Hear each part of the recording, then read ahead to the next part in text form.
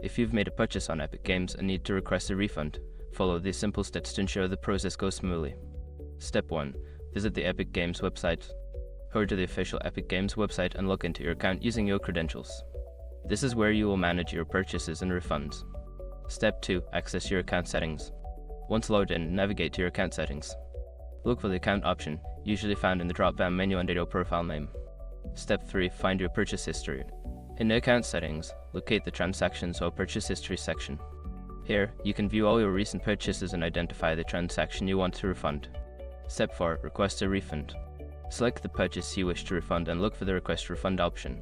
Follow the prompts to submit your refund request, providing any necessary details about the reason for the refund. Step 5. Wait for confirmation. After submitting your request, check your email for confirmation from Epic Games. They will inform you whether your refund has been approved or if further action is needed. By following these steps, you can easily navigate the refund process on Epic Games.